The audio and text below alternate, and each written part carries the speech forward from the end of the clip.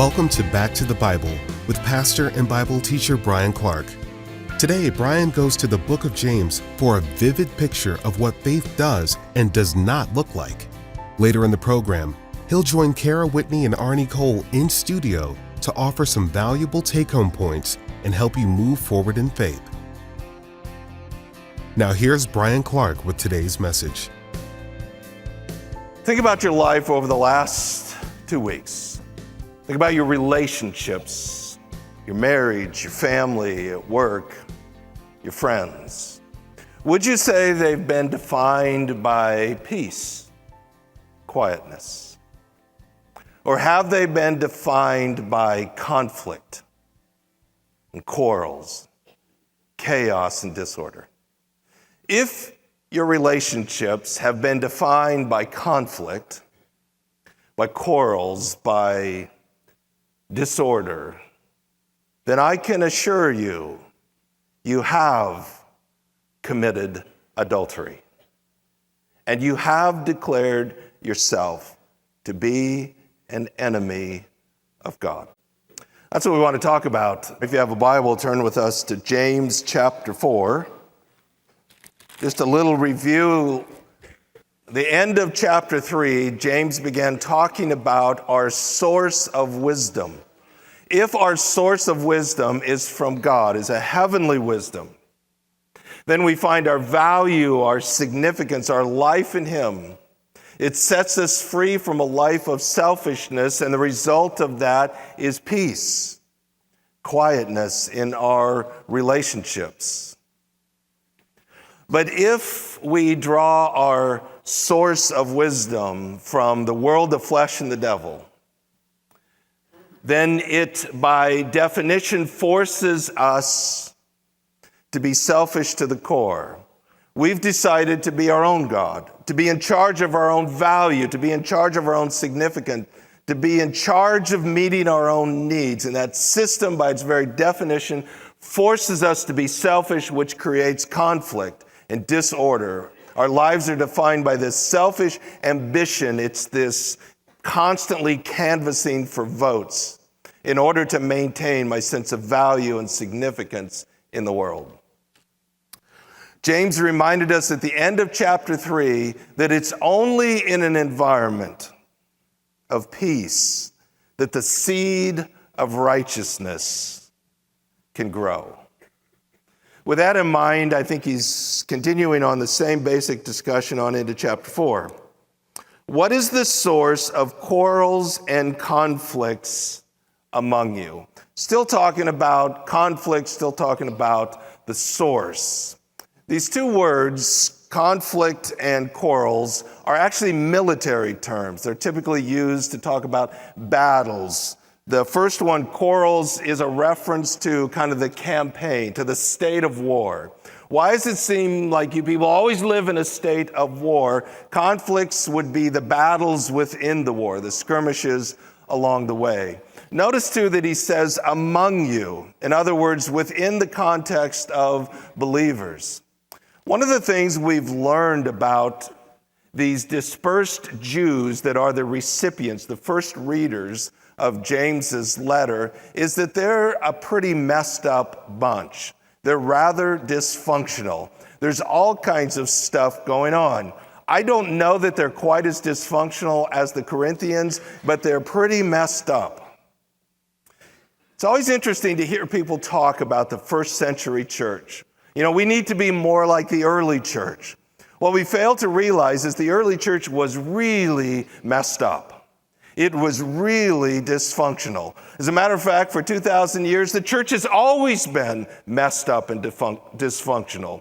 Ministry is always messy, but what do you expect when you recruit sinners and misfits and losers to come together and be a family?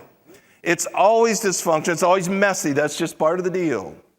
And James is trying to deal with ongoing problems.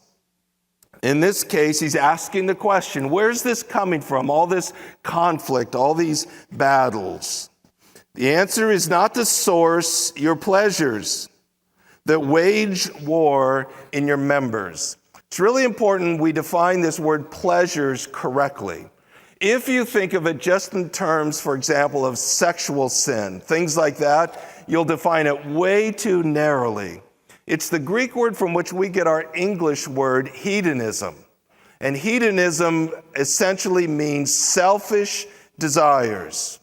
What James is saying is that this conflict, these quarrels, this disorder flows out of this selfish orientation where every moment of every day is about me. It's about me. It's about my needs. It's about my value. It's about my significance. It's about what I need from my spouse, what I need from my children, what children need from their parents, what I need from relationships. Me, me, me.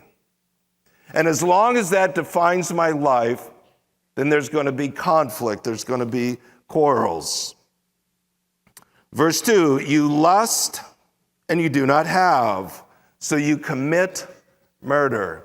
Now again, if we define lust so narrowly as something, for example, just related to sex, we define it way too narrowly and we miss the point.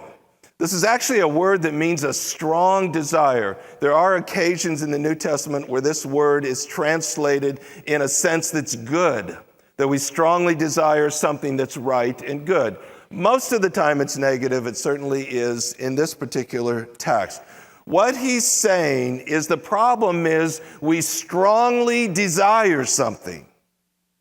We strongly desire something that's going to make me happy, that's going to give me joy, that's going to give me value, that's going to give me significance. It's what I want. And if I don't get what I want, it makes me mad. There's a lot of debate about whether commit murder is hyperbole, just exaggerated speech, or literally. Most likely it's hyperbole. This word is used that way in several places in the New Testament. But certainly we would say that murder is the ultimate end of this. People that don't get what they want, they don't get their way, they're being blocked from what they think they need, could push it all the way to actually committing murder. But for our discussion, it's simply saying that when our orientation is primarily selfish, and every day, everything runs through the grid of what I want, what I need, what I expect. And when I don't get my way, it creates this anger. It creates this explosion. It creates this chaos, this disorder that starts to define my relationships. It starts to define my life. The idea here that he's talking about is that in order to be happy, in order to be valued, in order to be significant, I have to get my way. Now think about that. Over the course of a day, how many people and how many things are completely out of your control? Almost everything. In the course of a day, the number of things that I can actually control is a very short list. So if my orientation every day is about me, it's about my needs, it's about what I want, what I need to be happy, what I need to be fulfilled, what I need to have value, what I need to have significance, almost everything out there and almost everybody out there can block that, which makes me mad, which gets me in this framework of constantly about conflict and being out of sorts and this disorder and this chaos that defines my life.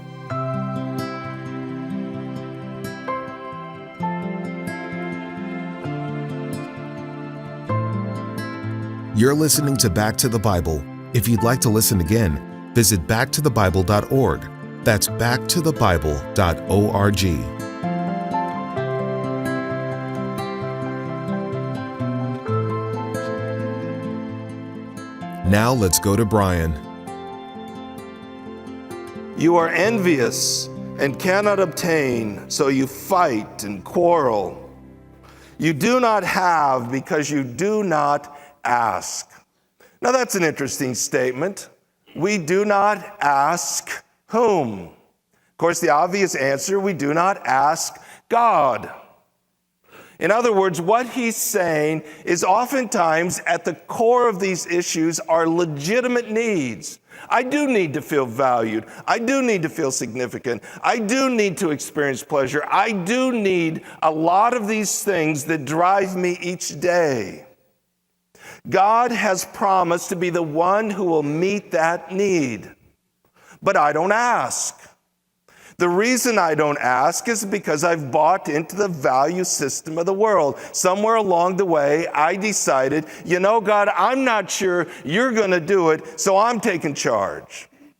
I'm going to be my own God. I'm going to make sure my needs are met. I'm going to make sure I'm happy. I'm going to make sure I have value and significance. Therefore, each day is about me accomplishing this. Therefore, I don't ask. It's symptomatic of the fact that we have bought in to the value system of the world. Have you ever found yourself starting to ask God for something? And before you can even finish the sentence, you know it's so off track, it's so selfish, I can't even get myself to verbalize this before God. I've been there many times. You start to pray something, and before you even really get to it, you think, I just can't even do this. I just can't even verbalize this before God. I know it's off track. I know it's selfish to the core. That's the moment of truth. The moment of truth is at that moment, do I back up and say, God, I can't even get that out of my mouth. I know it's selfish. I know it's off track. I know it's wrong. I need to back up and rethink some things. Because I think right now I'm being really selfish. The alternative is to stop our prayer because we have this sense in which I can't even verbalize this before God, but I still want it, so I'm going to do it myself. And so we go down that path, and the more we go down that path, the more selfish we become. The more we don't ask, the more it means we need to do it ourselves, and we just get farther and farther and farther down that path of destruction. Now, some of you are saying, well, wait a minute. I do ask, and God doesn't seem to answer. Verse 3 might be for you. You ask and do not receive, because you ask with wrong motives, so that you may spend it on your pleasures. See, this is actually even worse. In the midst of verbalizing this before God, you're still clueless that this is selfish. So you ask, but your motive is self. You want it for yourself. You want it for your own selfish needs and desires. And so while God hears your prayer, God's up in heaven saying, I don't think so. He hears that you ask, but he's not going to answer. He's not going to answer that kind of selfish, destructive prayer.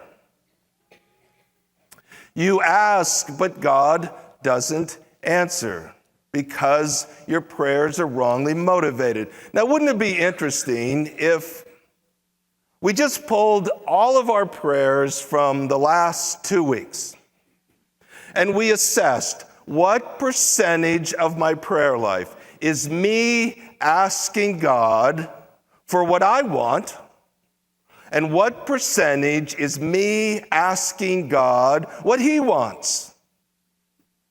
How much of my prayer life is about me? And how much of it is really about God? God, what do you want? What do you want from me? What do you want me to do? How do you want to use me to build your kingdom in this world? The consumer is constantly asking the question, what about me? What's in it for me? And that is reflected in our prayer life. Verse 4, you adulteresses. Well, did you hear what he just called us? I am continually struck by the language of this letter. It is so intense. James does not pull any punches. He just accused us of adultery. What does he mean by that? This is a concept in both the Old and the New Testament, that when we trust Christ as Savior, when we enter into this relationship with God, we enter in as lovers. We are the bride, He is the groom. God has not just offered us a ticket to heaven, God longs to have an intimate relationship with us.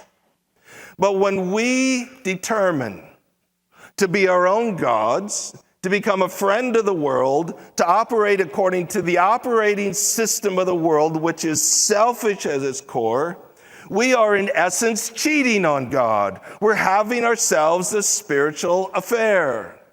We've become adulteresses. He says, "You adulteresses, do you not know that friendship with the world is hostility toward God?" In other words, James is saying, hey, when you decide to have a spiritual affair, God's not neutral about that. Grace doesn't mean that God says, oh, grace covers it all. My grace is enough. Live it up. Come back when you're done. He's saying just the opposite. You are creating hostility between you and God. I want to raise this question several times. Are you sure that's the path you want to travel? Are you sure you want to pick a fight with this God? Are you sure you want to create hostility between you and this God? Because what James is saying is that is what you're doing. Therefore, whoever wishes to be a friend of the world makes himself an enemy of God. Wow.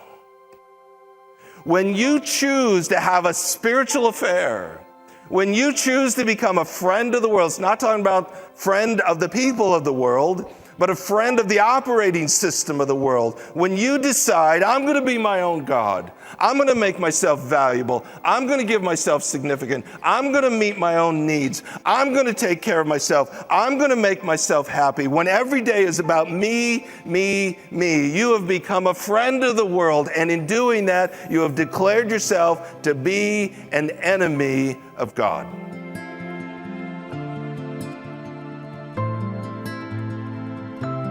Now let's join Bible teacher Bryan Clark in the studio with author Kara Whitney and Back to the Bible CEO Arnie Cole. Spiritual adultery, Bryan, is a phrase that's hard to hear. And yet, from what you're saying, it sounds like we're all guilty. Yeah, I think certainly at times, but it's not inevitable. So always the risk when we say we're all guilty is like, well then, we're all in this together. It's like, but it's not inevitable. That's the whole point, is we can choose to live differently. Again, the words of Jesus, you shall know the truth, and the truth sets you free. So define enemy of God for us. Can a Christian truly be an enemy of God? I think as James uses the term, absolutely yes. It's opposing God. He defines it as being a friend of the world, meaning you've bought into the value system of the world, and you've chosen a side, and it's the side that opposes God. The world's value system is a system defined apart from God. It's all the way back to the Genesis 3 thing. How do you find significance, value, meaning in life without God? And so when you side with that, you're siding with a system that's trying to function without Him. So to your question, can a Christian be an enemy of God? That's his whole point in this text, is it's adultery. So the point is we are married to Jesus, but we're committing adultery. So I think that's how he answers that. Scary. This is kind of a callback to a past message, but becoming a friend of the world might start with that legitimate need. It always does. It's a legitimate need, but I start to listen to the voices of the culture. in terms of how to meet that need. So even core needs, we're talking about the need for significance, the need for love, the need for value, the need for meaning and purpose. But I start to listen to the voices of the culture, and that's why my core theological beliefs are so important. Again, it's not just behavior modification. My unbelieving neighbor can do that. This is a whole different belief system at the core, and my significance and value is ultimately found in God. And so I trust God to meet these legitimate needs. And that changes how I hear the voice of the culture. So what should we look for when we're looking for wise counsel? So I think one of the things is evidence. That's the point James is making. He starts that whole discussion with those who claim to be wise and understanding, and then he talks about the fruit of their lives and questioning whether or not that's the right voice to be listening to. So I think it's people that live their lives in a Christ-like way that gives their message credibility. So I think that's an important part of this discussion of that. That's what gives the message credibility is the authentic life of the person that's talking to you. So if you have someone who fixes roofs for a living and water leaks in their house every day, you might think maybe they don't know what they're doing. It's not so dissimilar from that. So what about someone that knows the word really well, like a pastor? You know, you get some of these crazy things of guys that gave great advice, great teachings. How do you discern? Well, so first of all, what James is talking about is the world, the flesh, and the devil. And I think you put all three in the mixer, you mix them up, they're all at play every day. And so then again, it goes back to credibility. And that's why I think it's really helpful that your primary teacher is somebody that lives among you. You're aware how they treat their spouse, how they spend their money, how they live their lives, how they treat the people around them. Because it is true, it's easy to get behind a microphone and sound super spiritual, but maybe the story behind the scenes isn't quite the same. And I think that's the whole point of teachers within local churches having accountability, just like you have accountability to your own family.